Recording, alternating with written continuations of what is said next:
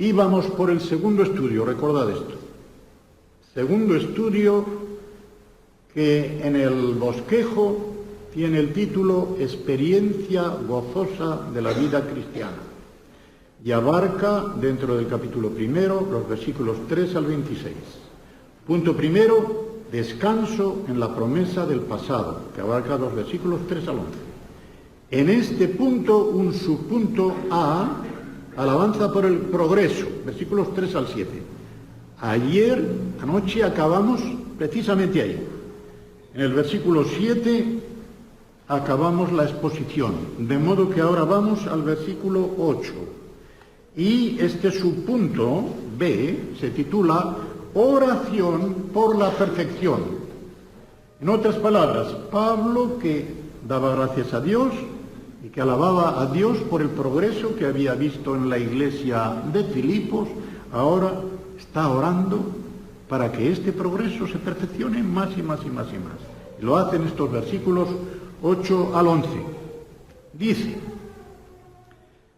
porque Dios me es testigo de cómo, voy a traducir al pie de la letra, de cómo os añoro. No es el verbo amar, es el verbo añorar. Es una nostalgia la que Pablo tenía de los filipenses. Nostalgia es un punto más que amor. Hay algo en el corazón que está haciendo que una persona esté deseando, con anhelo, el encontrarse con la otra o con los otros, ¿verdad? El verbo es añorar, porque Dios me es testigo de cómo os añoro a todos vosotros, y dice el original ahora, en las entrañas de Cristo Jesús. En las entrañas de Cristo Jesús. Las entrañas, o sea, el corazón propiamente, que era la entraña principal, como lo es para nosotros.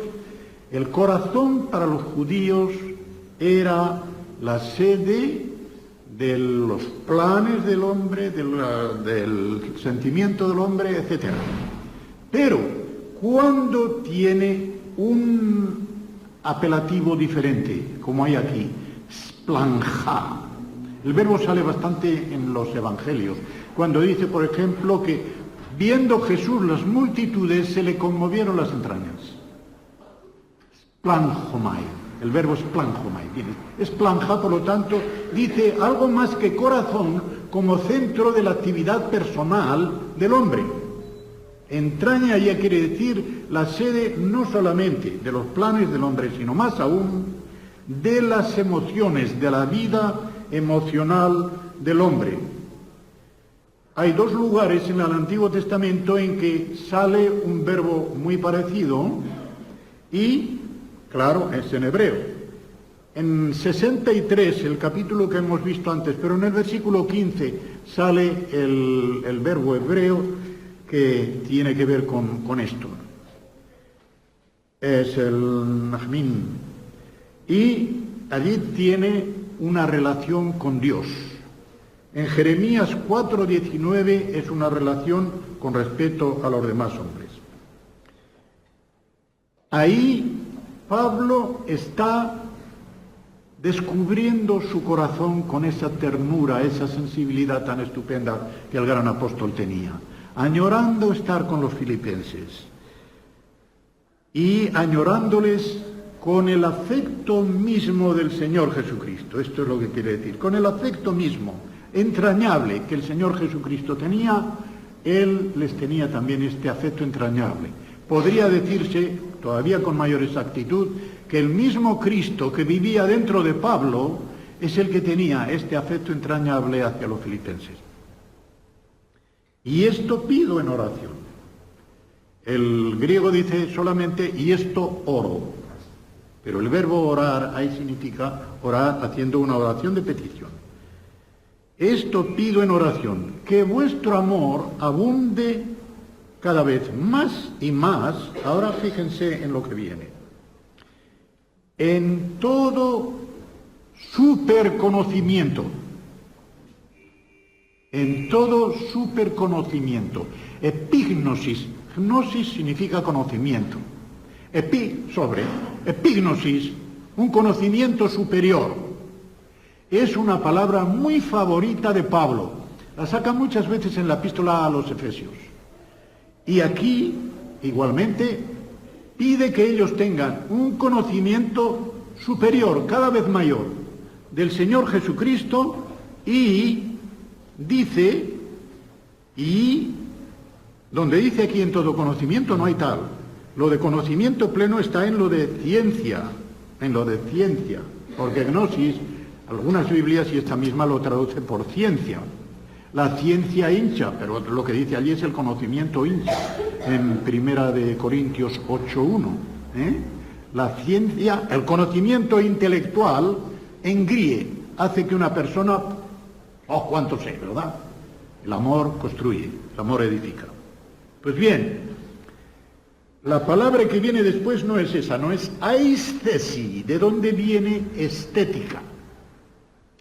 La mejor traducción es en conocimiento superior y en toda percepción fina. Es cuestión de estética, es cuestión de sensibilidad. El verbo significa sentir, pero sentir en sentido de sensibilidad, no sentir en el sentido de tener los mismos sentimientos, tener puesta la mira, que es el verbo phronein, y que ha salido y volverá a salir.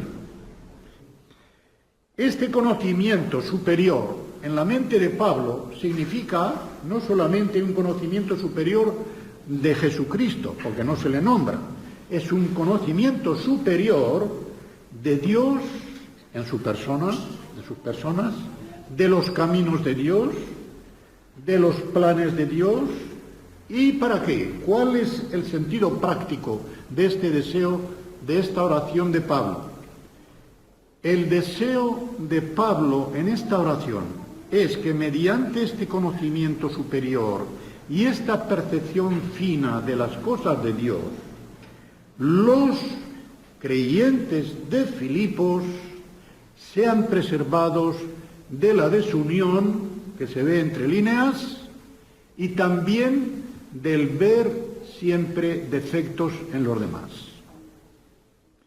El hombre por naturaleza ve defectos de los demás, no ve los defectos propios. Ya Esopo, mucho tiempo, muchos años antes de Jesucristo, Esopo escribió en su griego clásico una fábula que se llama la fábula de las dos alforjas. Y él, como idólatra, decía que Júpiter, que para los griegos y para los romanos, para los griegos lo llamaban Zeus, los romanos Júpiter, que significa el padre de los dioses, decía que Júpiter a cada ser humano le había puesto dos alforjas, una por delante y otra por detrás. Y dice, y Júpiter nos puso en la alforja de detrás nuestros defectos, en la alforja de delante los defectos de los demás. Y así que solo vemos la alforja que lleva los defectos ajenos y nunca vemos los defectos propios.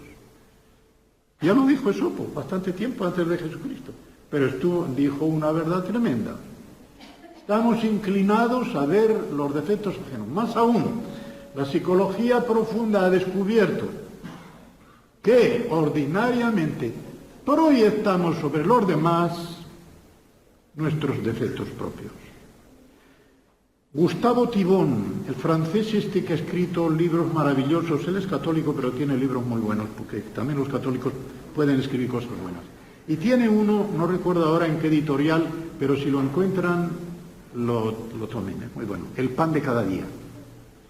Y son pensamientos al estilo de los pensamientos de Pascal, de Blaise Pascal. Y en uno de ellos recuerdo que decía, siento que perdí el libro este, o lo regalé o lo que fuera.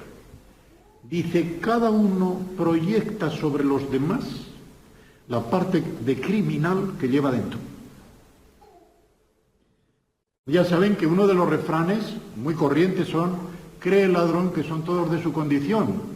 Yo creía que eso era, bueno, de la literatura castellana, a lo más del siglo XIV, XV, no. Leyendo la Suma Teológica de Tomás de Aquino, me encuentro la frase. Ya dice el proverbio, cree el ladrón que son todos de su condición. Digo, anda, ya lo escribió Tomás de Aquino en el siglo XIII. Pues así es, así es. Cada uno tendemos a proyectar algo de lo que llevamos dentro. Porque claro, el corazón del hombre es engañoso y perverso. Jeremías 17:9, es engañoso y perverso por naturaleza. No se engaña. Y cuando se dice el corazón, es lo que ahora se llama el subconsciente. En la conciencia plena, en la pantalla de lo que nuestra conciencia psicológica refleja, podemos decir, no, yo no pienso eso. ¡Ay, te estás engañando! Te estás engañando.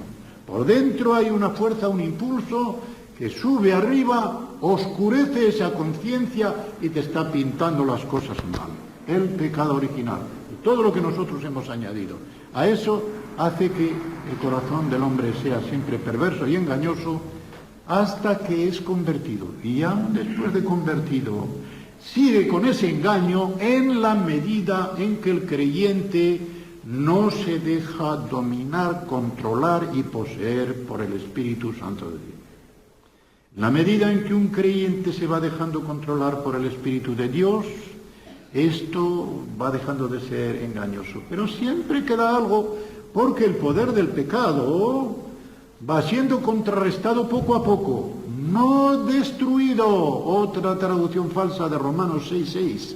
Para que el poder del pecado sea destruido. No, Señor, el verbo que hay allí no significa destruir, significa contrarrestar.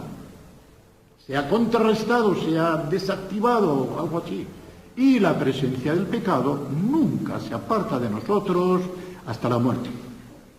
De modo que esto hemos de tenerlo en cuenta. Y esta es una de las razones por la cual los perfeccionistas se equivocaron y se equivocan.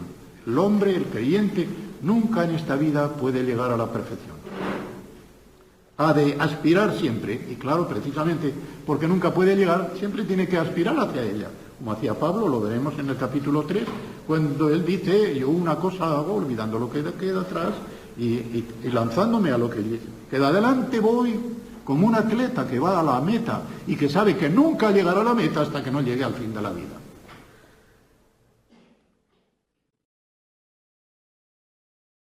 ¿Para qué, dice él? ¿Para qué? Esto pide una oración, que vuestro amor abunde. ¿Qué finalidad práctica tenía esta oración de Pablo? Para que aprobéis lo mejor, a fin de que seáis sinceros e irreprensibles para el día de Cristo. Voy a diluir, o mejor dicho, voy a detallar cada una de las palabras de este versículo porque es precioso. El verbo aprobar propiamente es probar, poner a prueba, para que pongáis a prueba todo y saber distinguir lo mejor, lo que tiene una diferencia superior. Diáferon, de donde viene diferencia, ¿verdad? Diáferon en griego significa lo que se diferencia. Aquí tiene un matiz de diferenciarse en mejor, no en peor. Para que pongáis a prueba lo que tiene una mejor diferencia, a fin de que seáis sinceros. Sincero en griego son dos palabras. Quiero decir, se puede decir en dos palabras. Akeraios, asinkera, cera. De modo que sincera quiere decir lo que dice. Sincera.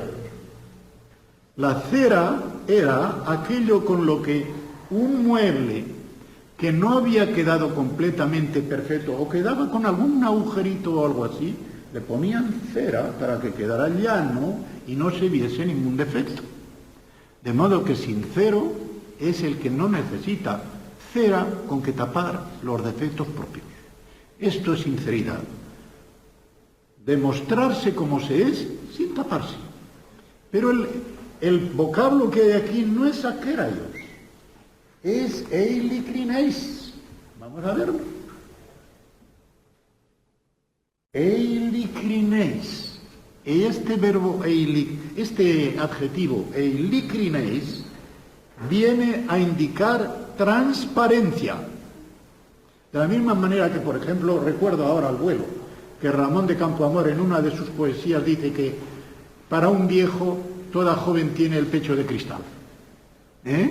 Transparente. Pues bien, el ser transparente es ser sincero en el vocablo que Pablo usa aquí. Eilicrineis. Elion significa sol, brillante, que penetra ahí como por un cristal. Esto es lo que significa transparencia. Y irreprensible, aquí la palabra no es la que otras veces suele salir, apertono, cosas así, sino apróscopoi,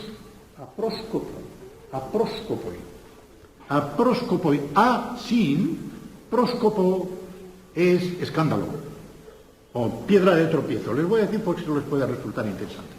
En la fraseología del Nuevo Testamento hay dos clases de tropiezo. Se tropieza cuando se encuentra, por ejemplo, uno con una piedra. Eso es lo que el griego llama skandalon, que traducimos por escándalo. Escándalo significa que hay que subir. Hay que subir. Hay una piedra, hay que subir. Y efectivamente, yo lo digo, es una cosa que parece chistosa, pero no lo es. A mí me ha pasado, y yo espero que, o creo que les habrá pasado a ustedes, por lo menos alguna vez. Sobre todo a los viejos nos pasa más todavía. Vamos así cansinos, a lo mejor tenemos que ir a un lugar y a pesar de que tenemos que llegar a tal hora, vamos cansinos. Pegamos un tropezón y empezamos a andar más deprisa.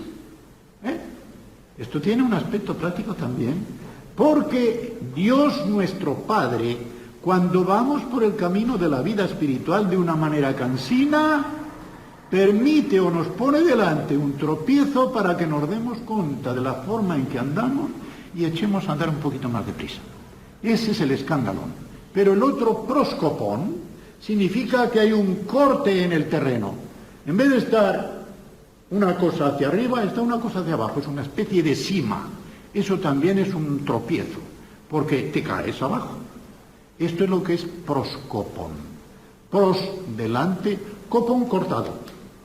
Copto, copón del verbo copto, cortar, ahí está, cortado. Pues bien, el que hay aquí es aproscopón, sin tropiezo en que se haga caer a uno en la cima. Así tenemos que ser. Transparentes como el cristal y sin dar ningún tropiezo por el que otro hermano caiga en una cima. Esto es lo que quiere decir. Tiene una riqueza, el texto original tiene una riqueza que no hay traducción que lo pueda dar. De ahí la conveniencia, como dije ayer, lo vuelvo a repetir. Todo el que tenga tiempo y pueda dedicarse al estudio del original, sobre todo del Nuevo Testamento, al griego del Nuevo Testamento, porque le va a servir de una riqueza muy grande. Y dice, para el día de Cristo, que es lo mismo que en el versículo 6, es decir, con miras a ese día en que el Señor, con su tribunal, dará las recompensas en el arrebatamiento de la Iglesia. Y ahora, llenos de frutos de justicia que son por medio de Jesucristo para gloria y alabanza de Dios. Llenos está en participio de pretérito perfecto del verbo llenar. El pretérito perfecto, creo que no ha salido hasta ahora esta idea para que la sepan, no es del mismo significado que en castellano. El pretérito perfecto, aunque también en castellano lo tiene, el pretérito perfecto griego indica una acción pasada cuyo efecto continúa en el presente. En cambio, el aoristo indefinido es una acción cortada y se acabó. Pero el pretérito perfecto, pepleromenoi, participio de pretérito perfecto, significa que fueron llenos, que continúan llenos de ese fruto. ¿Qué fruto es ese? El fruto del Espíritu Santo, el mismo que hay en Gálatas 5:22. 22 y 23 están los 9 aspectos o los 9 granos de uva del racimo, que suelo decir yo. Es un solo racimo, por eso es tan singular. Las obras de la carne, muchas. Son muchas porque son destructoras. El fruto del Espíritu es edificante y es uno solo, pero es como un racimo que tiene 9 uvas, 9 granos de uva. Y los 9 crecen y maduran al mismo ritmo. Amor, gozo, paz, benignidad, bondad, fe, todos ellos van creciendo al mismo ritmo. De modo que uno puede ponerlo como termómetro y decir, ¿Cómo va mi amor? Mi amor a los hermanos, mi amor a Dios. ¿Cómo va mi gozo? ¿Cómo va mi paz? ¿Qué tal va tu control? ¿Cómo te dominas? ¿Qué tal va tu humildad? ¿Qué tal va tu mansedumbre? ¿Qué tal va tu longanimidad? Los demás aspectos del fruto van paralelos, de modo que cada uno puede servir de termómetro para los demás. Si no tenemos mucho gozo, mucha paz, mucha tal, no podemos decir que tenemos mucho amor, porque van paralelos. Pues bien, ese es el fruto del Espíritu Santo. Y dice, por medio de Jesucristo, es decir, ¿qué se obtiene por medio del Señor Jesucristo? En otras palabras, por medio de la obra que Él llevó a cabo en el Calvario. Y, hermanos, para mí, no lo he visto en ningún comentario, para mí esta es la razón por la cual Pablo hace aquí una excepción y pone Jesús delante de Cristo. Porque Jesús nos da el aspecto sacerdotal del Señor. Cristo, el aspecto profético. Señor, el aspecto regio. Pues bien, Jesucristo, porque aquí lo que predomina es la idea sacerdotal, por la cual Él, como sumo sacerdote, ofreció el único sacrificio aceptable a Dios, siendo a la vez sacerdote y víctima de su sacrificio. Para mí esa es la razón por la cual aquí pone Jesucristo. Por medio de Él y en unión con Él se obtiene este fruto, porque este fruto, que es el fruto del Espíritu Santo, el Espíritu Santo es el Espíritu de Cristo. Cristo vive en nosotros no de una manera física. Él fue subido a los cielos, sentado a la diestra del Padre. Físicamente no está dentro de nosotros, pero está por medio de su Espíritu. De tal forma que en el capítulo 6 de 1 Corintios, el apóstol Pablo llega a decir, de la misma manera que el que se une con una mujer, allí dice una prostituta, pero está apelando a Génesis 2:24, en que es la institución del matrimonio. El que se une a una mujer se hace un cuerpo con ella, dice, pero el que se une con el Señor se hace un solo espíritu con él. Porque el Señor es espíritu vivificante y vivifica por medio de su espíritu. Su espíritu, que es el Espíritu Santo. Entonces el Espíritu Santo, que es el Espíritu de Cristo, mora en nosotros y va haciendo en nosotros la imagen del Hijo de Dios. Va como artista dibujando, esculpiendo la imagen del primogénito, la imagen de Jesucristo, para que Él sea el primogénito entre muchos hermanos. De modo que en este sentido va por medio de Jesucristo y en unión con Él. Y todo ello siempre, siempre, siempre para gloria y alabanza de Dios, o sea, de Dios el Padre. Dios sin artículo, como les dije ayer, Dios con artículo y sin ninguna cualificación, es siempre, siempre Dios el Padre.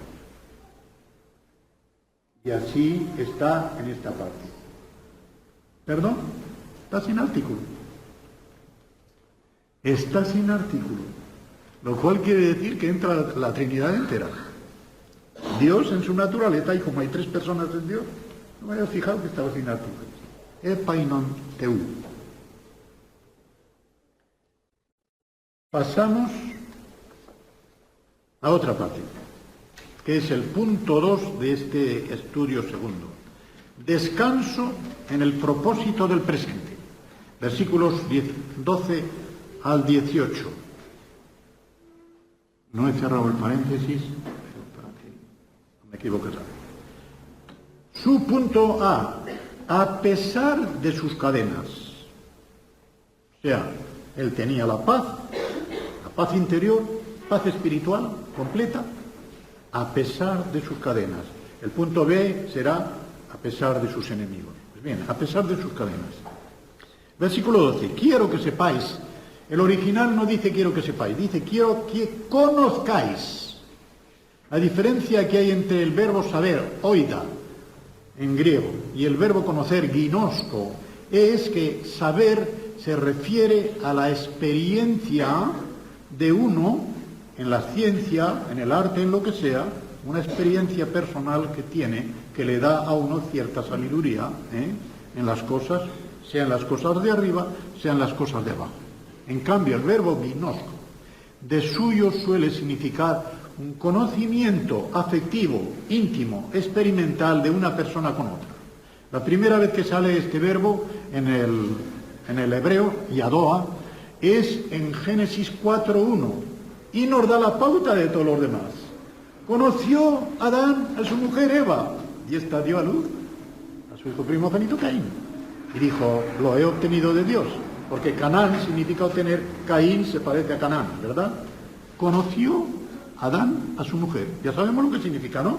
Pues bien, este sentido del verbo conocer va a prevalecer en toda la Biblia, en tal forma que yo me atrevería a decir que de cada 100 veces que sale este verbo, y sale cientos de veces, 99 de esas 100 significa el conocimiento afectivo, experimental, que llega hasta la interacción, que diríamos, hasta lo que es el acto marital. Y al principio a una persona, a un creyente, naturalmente le puede parecer, eso suena grosero, no, porque no es carnal, es espiritual. De modo que un conocimiento afectivo de Dios a mí y de mí a Dios es una interpenetración espiritual semejante a la que hay entre el marido y la mujer, pero en vez de ser en el aspecto carnal, es en el aspecto espiritual. En el aspecto carnal no cabe mayor intimidad que la que hay en la unión de marido y mujer, pues en el aspecto espiritual no cabe mayor unión que la que hay en el conocimiento experimental de Dios, del Señor Jesucristo, de Él para mí, de mí para Él. ¿No es verdad que esto es estupendo, hermanos? Que pueda haber de Dios conmigo y de mí con Dios, que pueda haber una unión parecida a esa. Así se explica que en el Antiguo Testamento Dios aparezca siempre como el marido de Israel. Tu marido es tu hacedor, dice en Isaías 48, tu marido es tu hacedor. Y bueno, en el Nuevo Testamento vemos a cada paso que Jesucristo es el esposo de la Iglesia. Y la Iglesia es su esposa, hasta ese punto de compenetración. Pero con una diferencia, con la diferencia, gracias a Dios, de que el esposo y ese esposo y esa cabeza da todo lo bueno que tiene a su esposa y a su cuerpo, pero no recibe nada malo de lo que tiene su cuerpo o su esposa. Ese también es un consuelo muy grande. Aquí no sucede eso. La cabeza mía es de la misma naturaleza de mi cuerpo. Si mi cuerpo sufre, mi cabeza también. Y mi cabeza puede enfermar también. Aunque el resto de mi cuerpo estuviera sano, también mi cabeza puede enfermar. Nuestra cabeza espiritual no puede nunca enfermar con las enfermedades de su cuerpo, que es la Iglesia. Es una ventaja muy grande. En cambio, todo lo que tiene como plenitud de todo lo espiritual la Iglesia, lo tiene porque se lo da a su cabeza, que es Jesucristo. Efesios 1:23 es un versículo clave, muy controvertido, pero un versículo que tiene una densidad tremenda. Bien, pues aquí vemos que Pablo se daba cuenta de que los filipenses sin duda estarían intranquilos, porque sabían lo que le estaba pasando a él. Estaban intranquilos por la situación de Pablo. ¿Qué le pasará a este hombre? ¿Saldrá con bien de la presentación ante el César? ¿Lo condenarán a muerte? ¿Lo condenarán a cadena perpetua? ¿Lo soltarán algún día para que lo podamos tener entre nosotros? Y en todo lo que queda de este capítulo podemos decir que Pablo les va a dar una satisfacción. Y con lo que él conocía, quizá no por revelación de Dios, sino por conjetura espiritual que él tenía la esperanza de que les sería devuelto por algún tiempo. Y así fue. Porque entre la primera y la segunda presentación ante el César sucedieron quizá unos 5 o 6 años. Hacia el año 62 fue la primera presentación, 62 o 63, y la última, con la cual terminó su vida terrenal, por el martirio, decapitado por Nerón, fue hacia el 67 o el 68.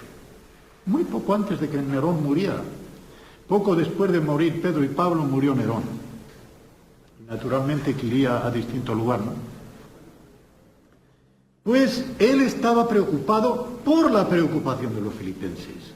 Y aquí dice quiero que conozcáis, hermanos, que las cosas que me han sucedido, para que os pongáis gozosos, no solamente tranquilos, sin preocupación, para que estéis gozosos, quiero que conozcáis que las cosas que me han sucedido han redundado más bien para el progreso del Evangelio.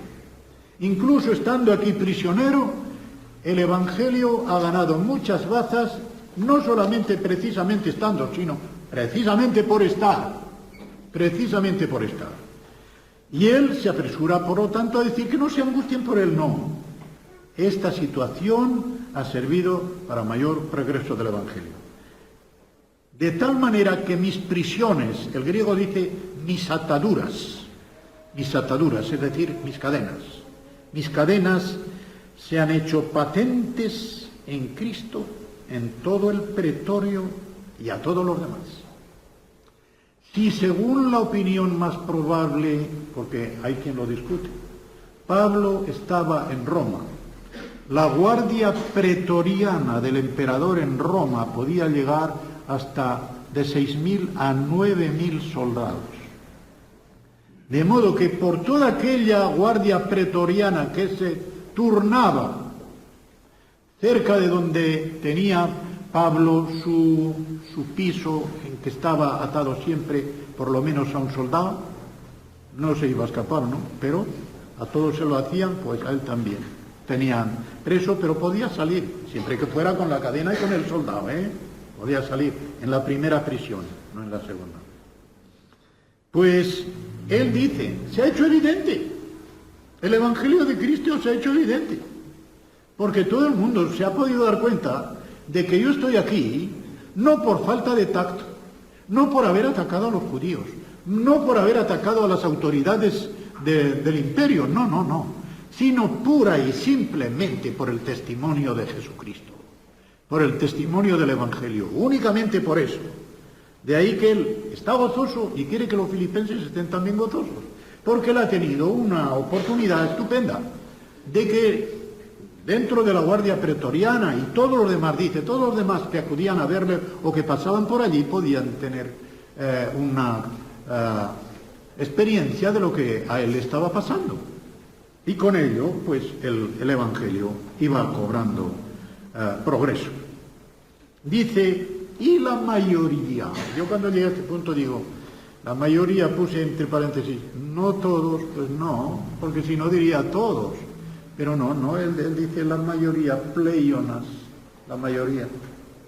La mayoría de los hermanos, lo cual quiere decir que no todos los hermanos eran de la misma fidelidad con este apóstol. Cobrando ánimo en el Señor, cobrando ánimo en el Señor. El verbo griego creo que es algo más fuerte. Epoizotas, quedando persuadido, adquiriendo una mayor persuasión. Este es el mismo verbo que Pablo siempre emplea cuando dice estoy persuadido de que tal, cobrando ánimo, estando más persuadidos cada vez más en el Señor, con mis cadenas, con mis prisiones, se atreven mucho más a hablar la palabra de Dios sin temor. Se atreven el atrevimiento, aquí es tolmán, en otras palabras es parresía, aquí no está porque parresía es para hablar con denuedo, con coraje, con valentía, con sinceridad, con franqueza. Entonces se pone la palabra parresía, sale mucho en las epístolas de Pablo y también en el libro de Hechos, pero aquí sale el tolmán, el ánimo para hablar más, el atrevimiento. Y ahora dice, algunos es cierto, proclaman, es el verbo proclamar, criso, de donde viene esa palabra que ahora ha cundido tanto, muchos de ustedes la habrán oído, el querigma. El querigma, eso lo usa mucho sobre todo la Iglesia Católica. Pero querigma significa proclamación. La predicación del Evangelio es una proclamación. Una proclamación quiere decir que hay un testimonio bien cimentado y garantizado de lo que se dice de la obra del Señor Jesucristo. El que fue y ya murió rector del London Bible College, Ernesto Kivan, dijo una frase muy buena entre las muchas buenas que tiene. Cuidado, el Evangelio es una proclamación, no una exclamación. O sea, no es solamente decir una frase, es una proclamación. Proclamación quiere decir lo siguiente. El verbo que hizo, que está aquí, viene del sustantivo kerix, que significa heraldo, alguacil. O sea, yo no sé cómo están ahora las cosas, pero recuerdo del pueblo de mi abuela cuando salía el alguacil con todos los edictos del alcalde. Fulanito de tal y tal, alcalde de este pueblo, decreta que tal y cual y el otro. Esto es la proclamación del Evangelio. Es proclamar el mensaje que el Señor nos ha dado sin añadirle ni quitarle. De la misma manera que un alguacil tiene que leer el edicto del alcalde o un embajador el telegrama de su gobierno. De la misma manera, sin añadirle ni quitarle. Esto es lo que significa kerisen. Por eso he dicho que el verbo verdadero es proclaman. Proclaman a Cristo, dice algunos, por envidia y contienda. Otros de buena voz. Es decir, que había algunos de los que estaban predicando el Evangelio. Cuidado, no dice que predicaron un Evangelio falso. No es como en Gálatas 1, de los versículos 6 al 9, cuando dice que no es que haya otro Evangelio, no es más que uno. Pero es que algunos están falsificando el Evangelio de Cristo. Dice, pero si a alguno, aunque sea un ángel del cielo, predicare otro Evangelio diferente o contrario al que yo os he proclamado, que sea anatema. Y lo repito, dice en el versículo 9, si alguno, etcétera, lo vuelve a repetir, que sea anatema, es decir, que sea maldito, que sea cortado del pueblo de Dios, como significaba el hebreo jerem en el Antiguo Testamento, que sea cortado, no debe pertenecer al pueblo de Dios el que diga eso. Aquí no. Estaban predicando el verdadero Evangelio. Predicaban a Cristo como se debe predicar, pero el motivo era malo. Se discute y todavía los autores que yo he leído discuten en qué forma predicaban el Evangelio esta gente. Dice, pues puede ser que atacando a los judíos de una manera descarada y directa, con lo cual provocaban todavía más la persecución de Pablo. O hablando descaradamente contra las autoridades del imperio, lo cual Pablo tampoco hacía, que era muy acatador de las autoridades. Yo creo, aunque no lo dicen los comentaristas, que también podía ser otra cosa. Recordaréis que el apóstol Pablo, especialmente en 2 Corintios, está hablando de los que le atacaban a él y tal, y que llegaban a decir que tenía muy mala facha y como orador era una nulidad. Así se puede traducir al buen castellano. Muy mala facha física, y él no dice que sea mentira, porque verdaderamente parece que tenía mala facha física. Por eso aquellos de Éfeso pensaban que él era Hermes, el intérprete de los dioses, porque era el que hablaba. Y Bernabé, que por lo visto debía de ser más guapo, ese era Júpiter. Júpiter era Bernabé y Pablo era el que hablaba, el intérprete de los dioses. Él no niega que quizá tuviera mala facha física y, si según la opinión más probable, de aquella ceguera que le sobrevino en el camino de Damasco, le quedó alguna cosita en los ojos, ¿verdad? Esto es lo que parece, que da a entender al final de la epístola a los Gálatas cuando dice, mirad con qué letras tan grandes os escribo. El escribir con letras grandes ordinariamente es de una persona que padece de la vista, aunque grafológicamente podría ser de una persona muy orgullosa, ¿verdad? Pero seguramente que no lo era en el caso de Pablo. De modo que da a entender que tenía algo de la vista y que esto le daba una impresión un poquitín física o un poquitín mala. Dice que la presencia física es mala, pero las cartas son fuertes, Las cartas son fuertes. Y oran, y cuando él actuaba hablando de palabra, no le salían las cosas tan bien como cuando él escribía. Bueno, eso creo que nos pasa a muchos, ¿no? Nos expresamos mejor porque tenemos más tiempo para discurrir y poner las cosas en su orden, y a veces no todos tenemos la misma elocuencia para hablar de palabra correctamente. Yo nunca me he tenido por orador y seguramente que cometeré muchas incorrecciones hablando de palabra. Escribiendo ya me cuido, ya cuido mejor el estilo y la fraseología. Pues bien, este hombre,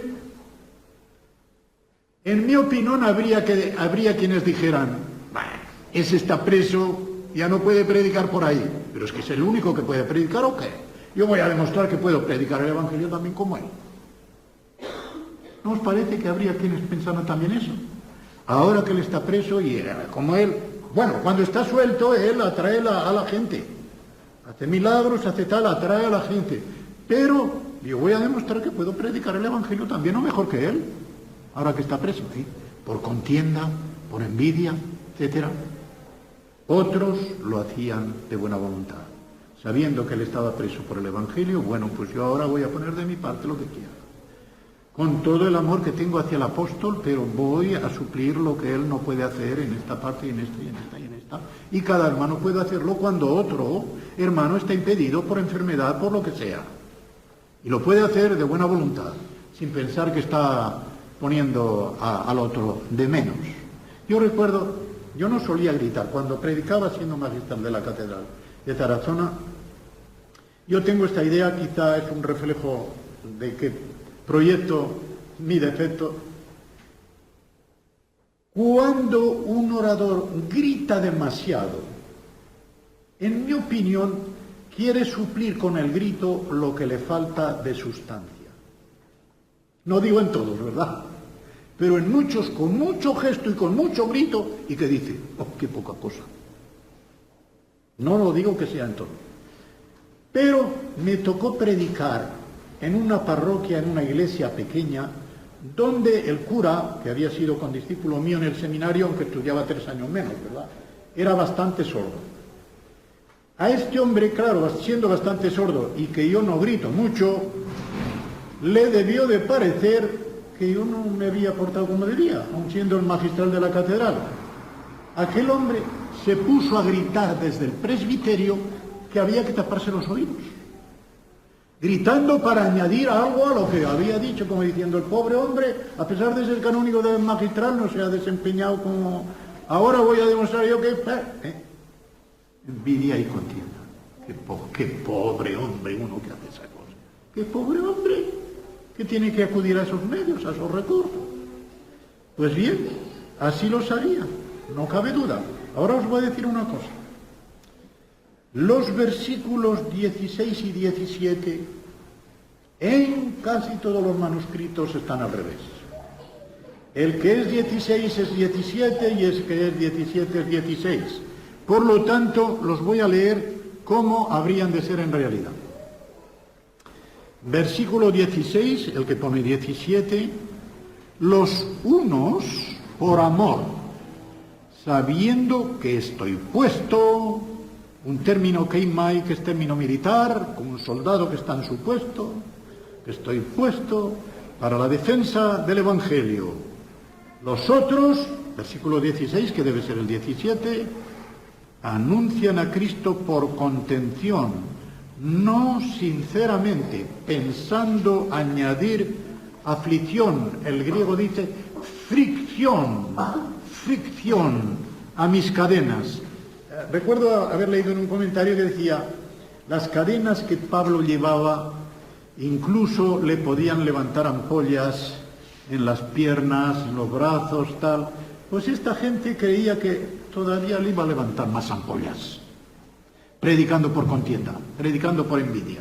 Y dice: los unos lo hacen sí de buena voluntad. De buena voluntad porque saben que estoy aquí atado, pero estoy atado por el servicio del Evangelio. Pero los otros, nada. Los otros lo hacen pensando añadir aflicción a mis cadenas, a mis ataduras. Qué cosa más terrible. Así que, esto que tengo aquí ya lo he dicho. como lo hacían arremetiendo contra los judíos, aumentando la hostilidad, etc. Tengo aquí una anotación respecto de esto, del creer que lo va a hacer uno, mejor que otro, etc. El fallecido doctor Lloyd Jones decía, en uno de sus libros decía, un predicador que está escuchando con gusto, con mucho gusto, a otro predicador, no lo puede hacer sino por una acción especial del Espíritu Santo. ¿Entendéis? Nuestro corazón natural, perverso y engañoso, cuando estamos oyendo a otro hermano que predica, ¿a qué nos inclina? A ver dónde falla, a ver qué es lo que se le escapa, a criticar los defectos. A esto nos inclina el corazón, ¿eh?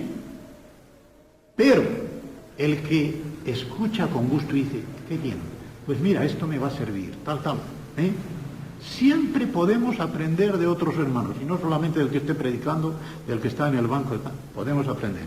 Y qué cosa tan bonita cuando sabemos aprender de cosas buenas que dicen otros hermanos predicadores y las asimilamos luego, podemos decir rebozadas o sin rebozar, porque no tienen copyright, ¿eh?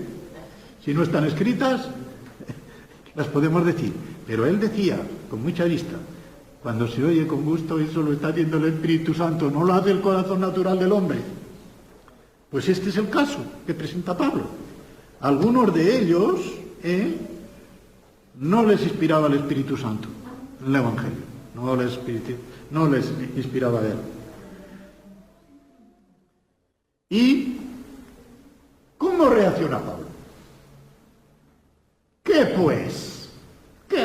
Como diciendo, ¿qué voy a sacar en conclusión? ¿Qué vamos a sacar? ¿Qué pues? Que no obstante, de todas maneras, en el hebreo, de toda clase de manera,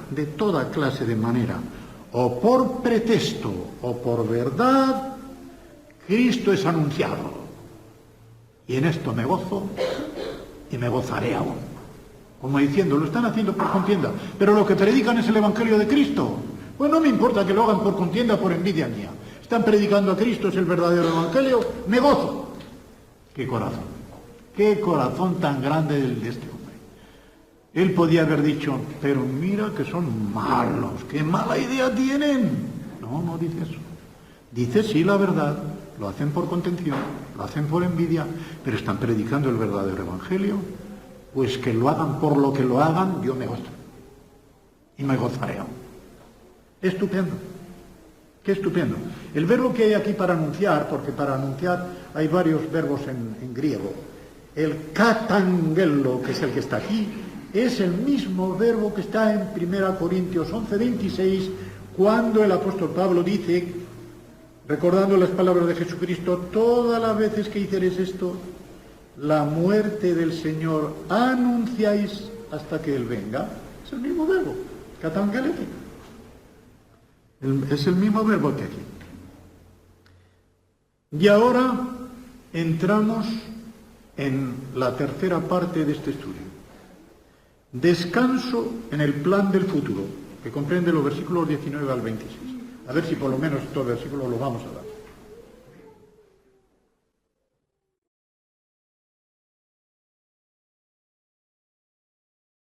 Primer subpunto, ambición de Pablo en vida o en muerte. Segundo, actitud de Pablo hacia la vida y hacia la muerte. Los versículos 19 y 20 dan esta ambición que tenía Pablo, tanto en vida como en muerte.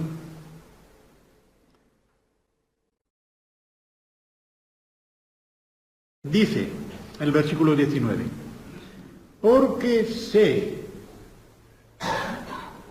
sé, aquí sí es el verbo saber, oiga, porque sé que por vuestra oración y la suministración del Espíritu de Jesucristo, esto resultará para mi liberación, o resultará en mi liberación, conforme a mi anhelo y esperanza de que nada seré avergonzado, antes bien con toda confianza, como siempre, ahora también será engrandecido magnificado, engrandecido, glorificado Cristo en mi cuerpo, o por vida o por muerte.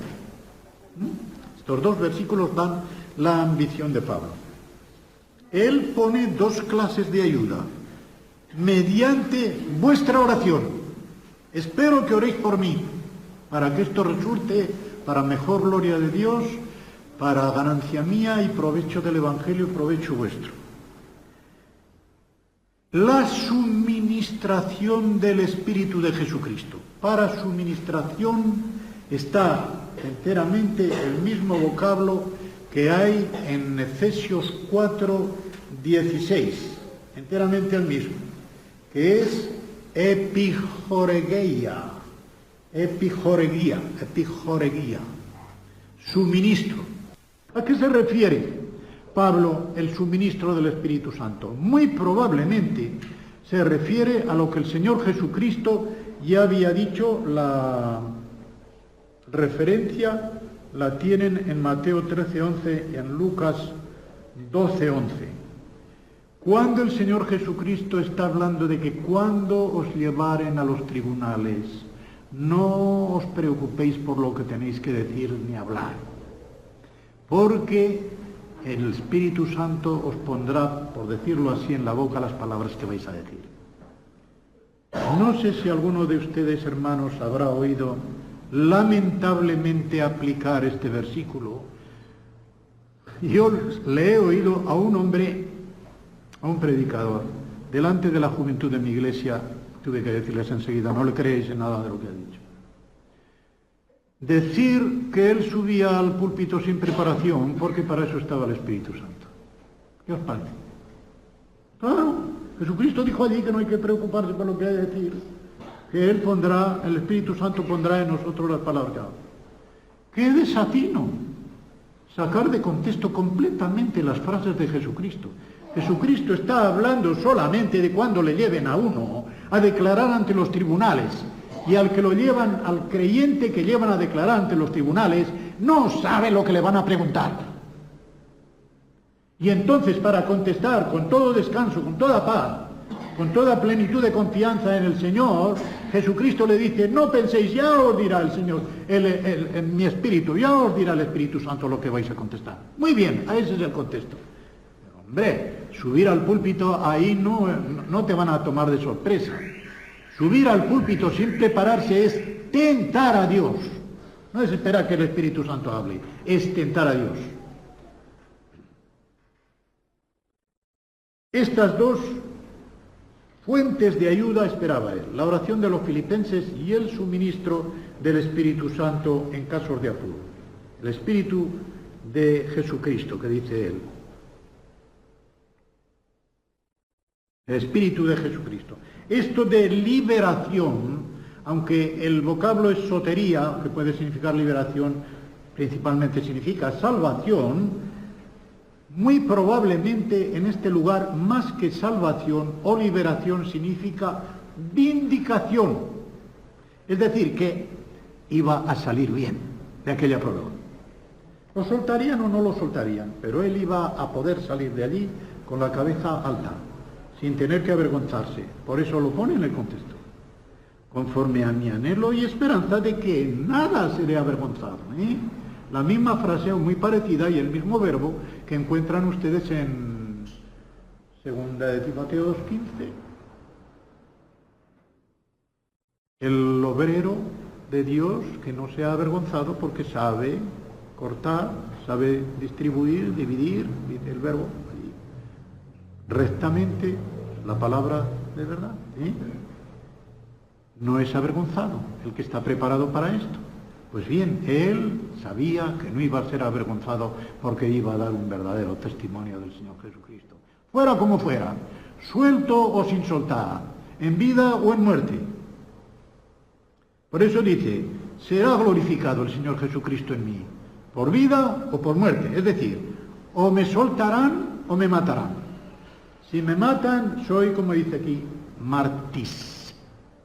Ahí viene mártir, ¿verdad? Mártis en griego significa testigo. Y se ha venido a llamar mártires a los que han sellado su testimonio de la manera más fuerte con que se puede sellar, con la propia vida. Dando la vida por el Evangelio se da el mayor testimonio de Cristo que se puede dar, porque nadie puede dar otro testimonio mayor que el dar la vida por los amigos. Pues bien, el dar la vida por el Evangelio y por Jesucristo es el mayor testimonio, el mayor mártir. Actitud de Pablo hacia la vida y la muerte. Esa es la ambición que tenía, de que el Señor sería engrandecido por la oración de ellos, por el suministro del Espíritu, en su cuerpo, sea por vida o sea por muerte. Y ahora dice, porque para mí el vivir es Cristo y el morir es ganancia. Ya diré después si hay que añadir alguna otra cosa. Mas si el vivir en la carne resulta para mí en beneficio de la obra, no sé entonces qué escoger. Porque de ambas cosas estoy puesto en estrecho, teniendo deseo de partir y estar con Cristo, lo cual es muchísimo mejor. Pero quedar en la carne es más necesario por causa de vosotros. Y confiado en esto sé que quedaré, que aún permaneceré con todos vosotros para vuestro provecho y gozo de la fe, o sea, de una fe gozosa, gozo en la fe, para que abunde vuestra gloria de mí, vuestra jactancia, dice el original, de mí en Cristo Jesús, por mi presencia otra vez entre vosotros. Bien, he leído la porción porque es mejor así verla en todo su contexto. Hay un énfasis de colocación aquí.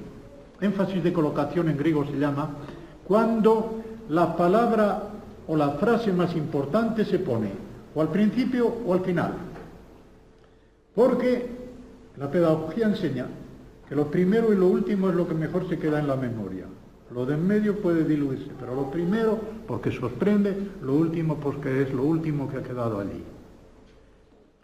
Lo primero y lo último, por lo tanto, tienen un énfasis de prioridad. Lean ustedes Hechos 13, el versículo primero, y se darán cuenta de que el primero y el último de toda aquella lista eran los principales. Bernabé está el primero y Pablo el último en aquella fila. Los dos principales, y a esos dos va a enviar la Iglesia, o mejor dicho, va a dejar partir, porque el que envía es el Espíritu Santo. Y lo dice después el contexto.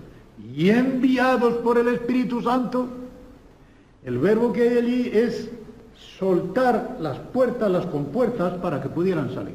Pero el envío lo hace el Espíritu Santo. En primero y en último lugar los principales. Pues aquí, para mí, en primer lugar, como diciendo, en cuanto a lo que me toca, en cuanto a lo que a mí toca, el vivir es Cristo. Es decir, Cristo vive en mí. Yo no quiero sino vivir la vida de Cristo. Gálatas 2:20, juntamente con Cristo estoy crucificado y vivo, pero la vida que tengo en la carne es por la fe en el Señor Jesucristo, que me amó y se entregó a sí mismo por mí. Y como también el morir va a glorificar a Cristo, también es ganancia. Cuidado, esto suele entenderse que es ganancia para Pablo. El verdadero sentido no es este. Es ganancia para el Evangelio. Porque será mejor para la causa del Evangelio. Y tengamos en cuenta una cosa, porque aquí podemos meter la pata, como suele decirse. Este versículo no se refiere al estado intermedio. El versículo 23 sí, pero no el versículo 21. ¿En qué se conoce? Pues sencillamente en que el verbo morir está en aoristo, en indefinido. Un acto par. Si fuera la muerte como estado intermedio, sería un presente continuo. Pero no. No es el estado, subrayado lo tengo yo, no es el estado de muerte al que Pablo se refiere en este versículo, sino al acto de morir en acto de servicio por el Evangelio, de morir como mártir por la causa de Cristo. A eso se refiere. Y él dice que esto va todavía a hacer que el Evangelio progrese más aún. Porque con ese testimonio tan fuerte que él ha dado hasta dar la vida por el Señor Jesucristo y por la causa del Evangelio, esto va a hacer que progrese todavía más el Evangelio. Tertuliano, escritor de la última parte del siglo III y de la primera del segundo y de la primera del tercero, escribió una frase lapidaria, como suele decirse, muchas de ellas eran lapidarias, no tanto como Agustín de Hipona, pero tenía algunas muy fuertes. Y estampó esta frase que la saben muchos: sanguis martyrum semen Christianorum. La digo en latín porque es gráfica y la voy a traducir. La sangre de los mártires es semilla de cristianos. De modo que si como la sangre de los que mueren por la causa de Cristo fuera como una semilla que se pone en la tierra del mundo y de ahí brotan más creyentes, por ese testimonio tan fuerte que se ha dado, la sangre de los mártires es semilla de cristianos. Pues esto es lo que quiere decir aquí el apóstol Pablo, que su muerte violenta por la causa del Evangelio todavía va a hacer que progrese más el Evangelio. Y viene su perplejidad. No sé qué hacer. Dice, sí, para mí el vivir es Cristo, el morir es ganancia, pero voy a traducir este versículo como debe ser porque resulta confuso. Aquí la sintaxis de Pablo es mala como en muchas otras ocasiones. San Pablo, o Pablo, el apóstol Pablo, tenía un corazón y una inteligencia vivísimos, pero cuando se lanzaba hacia un pensamiento, la sintaxis se le olvidaba y no se preocupaba si construía de una manera o construía de otra, sino que iba al grano, como solemos decir. Y aquí es uno en que deja la cosa colgada. El versículo dice así en el original, al pie de la letra: pero si el vivir en carne, versículo 22, pero si el vivir en carne, esto me resulta en beneficio de la obra, y no alcanzo a decir lo que escogeré. Esto es lo que dice el original. Aunque en lo de alcanzo a decir, yo lo pongo, doy a conocer. El verbo gnorizo en griego significa dar a conocer, pero yo lo pongo, no alcanzo a decir, porque es un castellano mejor, De modo que deja la frase cortada, Si el vivir en carne, una de las dos cosas, esto me resulta en beneficio de la obra, y no alcanzo a decir lo que escogeré. ¿Por qué? Porque estoy puesto en estrechura.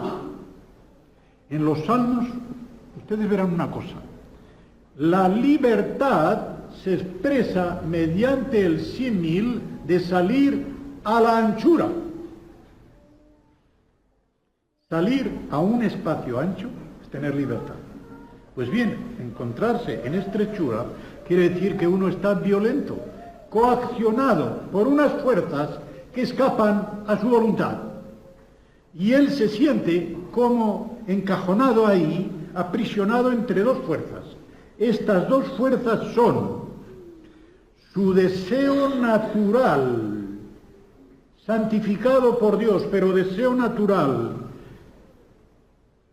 que de suyo le inclinaría a dar la vida por Cristo. Y el otro es el beneficio de la obra si su presencia física se prolongaba aquí. Y él dice, yo no sé qué escoger, porque el impulso natural de mi corazón tendería a morir. Pero, por otra parte, vuestro beneficio será mejor si yo me quedo aquí por algún tiempo. Cuando yo estaba viendo esta tarde esto, me he acordado de lo que Pablo les dijo a los ancianos de Éfeso en aquella despedida tan tierna. Mirad lo que dice en Hechos 20, después del versículo 28. Por tanto, mirad por vosotros y por todo el rebaño en que el Espíritu Santo os ha puesto por supervisores, no quiero decir obispos, para apacentar la iglesia del Señor, la cual Él ganó por su propia sangre, o por la sangre de su propio.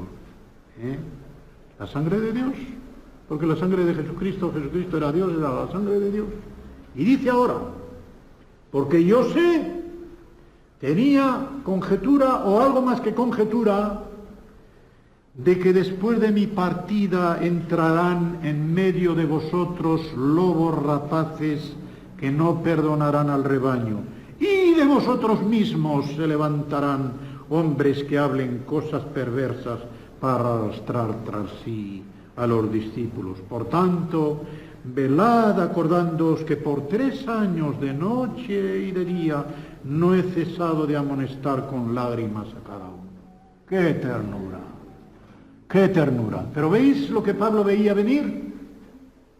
Si eso lo unimos aquí, él se da cuenta, sabe perfectamente que su presencia va a ser necesaria todavía algunos años. Va a ser necesaria porque cuando él desaparezca de la vista, todos aquellos que han estado predicando por contención, por envidia, y todavía peor, judaizantes, gnósticos, etcétera, que se irán colando de Matute, en las congregaciones, en las iglesias, van a tratar de hacer todo el daño posible, de los cuales dice el apóstol Juan en su primera carta, en el capítulo 2 y en el versículo 19, salieron de nosotros, pero no eran de los nuestros. Yo lo traduzco así mejor que diciendo de nosotros.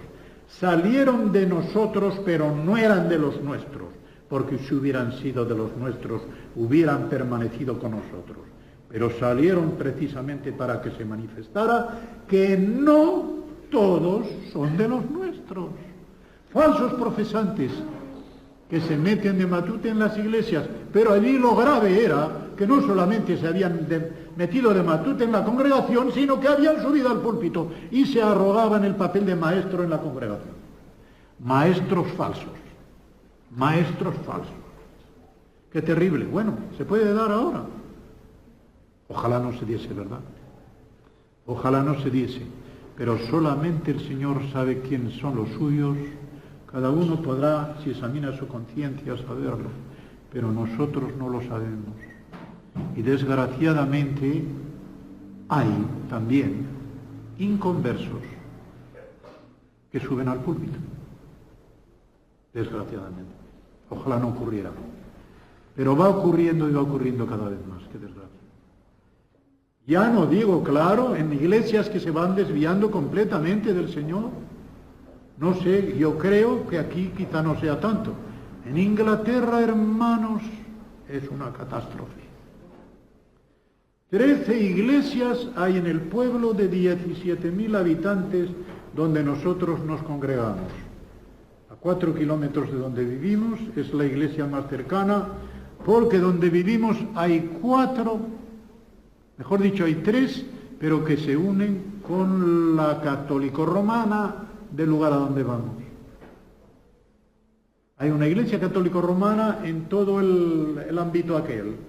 Pues con esa iglesia católico-romana ecuménicamente están unidas la iglesia bautista, la anglicana y la metodista de Backwell, donde nosotros vivimos, y por lo tanto a ninguna de ellas vamos. Y en Neilsia, donde vamos, que ya es algo mayor, hay 13 iglesias y solamente la nuestra es de fiar. Las otras 12 implicadas en el movimiento ecuménico con la iglesia católico-romana de un franciscano que está allí. ¿Qué os parece? Así está, así está. Es una cosa catastrófica y según nosotros creemos firmemente en mi familia, es un adelanto de la apostasía última final. La iglesia apóstata, para mí, y no quiero ofender a nadie, según Apocalipsis 17, donde tiene su centro. ¿Cuál es la ciudad de las 7 colinas? ¿Quién es el que levanta un cáliz vestido de púrpura, lleno de abominación? No quiero decir más, ¿verdad? ¿Se entiende? Ahí para mí va a estar la cabeza de todo el movimiento ecuménico y apóstata de la religión falsa. Y lo predijo ya el Señor Jesucristo, que la fe se enfriará. Mejor dicho, el amor se enfriará. Y cuando el Hijo del Hombre venga a la tierra, ¿encontrará fe? Como diciendo, va a escasear, ¿eh? va a escasear. Hermanos, tenemos que estar muy sobre aviso. Las cosas se están poniendo muy mal. Yo no conozco tanto de España, mejor dicho, sí conozco pero en el círculo en que movía, gracias a Dios, no había de esta cosa. Y espero que en todas las asambleas no haya quien piense en cosas de estas, de ecumenismo ni cosa que se le parezca. De modo que esta es la perplejidad que tenía. Quiero terminar, aunque ya voy 5 minutos más de lo que quería. El apóstol, siempre con este corazón tan generoso, sabe lo que va a pasar cuando él desaparezca físicamente de esta tierra, y con toda esa generosidad de su corazón, que él querría partir y estar con Cristo. Pero no. Dice, lo cual es mucho más mejor, dice el griego, con una sintaxis falsa, pero he leído en alguna parte que incluso en los clásicos se encuentra alguna vez esta falsa fraseología. Mucho más mejor. Él quiere enfatizar esto, que el estar con Cristo es mucho más mejor. Y, por supuesto, estar con Cristo después de haber muerto en la carne. O como dice en 2 Corintios 5, en los versículos 6, 7 y 8, donde se ve más claro, ausente del cuerpo, presente al Señor. Ausente de este hogar terreno para estar presente en el hogar celestial. Porque cuando se está ausente del hogar celestial es cuando se está presente en este cuerpo terrenal. Ahí está la alternativa, y Pablo sabe que para él muchísimo mejor sería el partir y el estar con Cristo. ¡Qué estupendo! Un hombre que toda su ambición la tenía el asir a Cristo, el encontrarse con Él, el abrazarse con Él. ¿Qué más quería él? Que partir, que morir y estar con Cristo. Pero con esa generosidad que le caracterizaba, aunque sea mucho más peor para mí, en vez de ser mucho más mejor, el Señor me ha dicho que me quedaré. Me quedaré porque me necesitáis. Y no lo decía por orgullo. Me quedaré. Sabe que su vida, tengo yo aquí, pesa en la balanza más que su muerte. Y por lo tanto, por ser necesario para los creyentes, él quiere quedarse. Y tiene cierta seguridad de que Dios le va a permitir algún tiempo más de vida para progreso espiritual y aumento de gozo en la fe de aquellos a quienes está escribiendo. Esto es lo que significa. Confiado en esto, sé que quedaré y que aún permaneceré con todos vosotros para vuestro provecho y aumento de gozo en la fe. Y con Gálatas 1:24, que es donde dice que estoy completando lo que falta a las aflicciones de los padecimientos de Cristo por su iglesia, por su cuerpo, que es la iglesia, es Cristo el que padece en él y el que en él está extendiendo, por decirlo así, su obra de aplicación del fruto de la cruz. Él también quiere permanecer con todos ellos para que abunde su gloria. ¿En qué consiste esta gloria? Gloria en Pablo, gloria, jactancia para ellos mismos, no es ninguna de esas. Es una exultación, por decirlo así. El verbo exultar, que es latino, está compuesto de la preposición es y saltar, significa saltar de gozo. Aunque decimos exultar de gozo, es una albarda sobre albarda, como suele decirse. Exultar significa saltar de gozo. Y él sabía que saltarían de gozo ellos, con que Pablo se quedase con ellos, su presencia otra vez entre vosotros. Pero esta exultación es en Cristo Jesús. En otras palabras,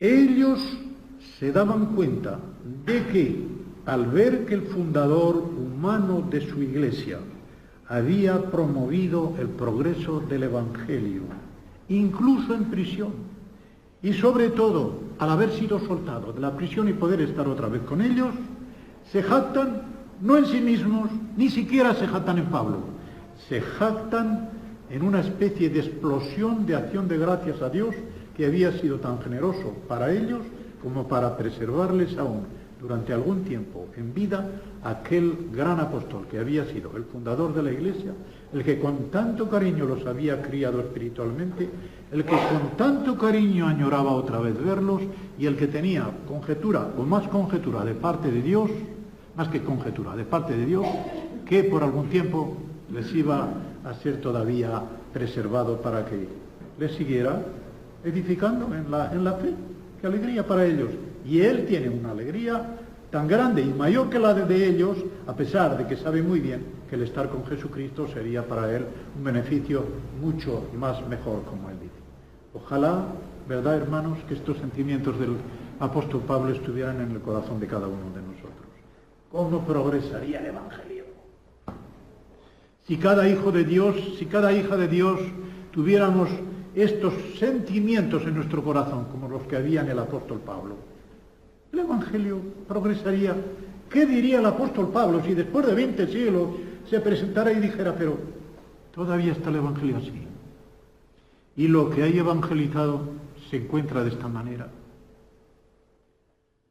Se llevaría las manos a la cabeza, o como solemos decir, diría, me vuelvo al sepulcro porque no quiero ver más esto.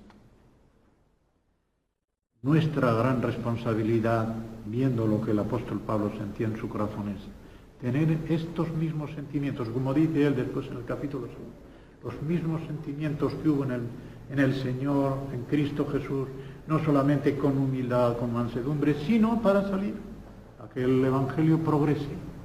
Y no hace falta ir dando gritos por la calle, eso puede ser contraproducente, sino que nuestra propia presencia en el mundo sea tal testimonio que al vernos a cada uno puedan decir lo que ya decían las autoridades de Jerusalén viendo a Juan y a Pedro, y dice, le reconocían que habían estado con Jesús. Que cada uno de los que nos rodea dijera, aquí hay algo diferente, este no es como nosotros, este ha estado con Jesús. Que el Señor nos bendiga, que de cada uno de nosotros pueda decirse lo mismo. No para gloria nuestra, sino únicamente para gloria suya, alabanza de Dios y expansión del Evangelio de Cristo.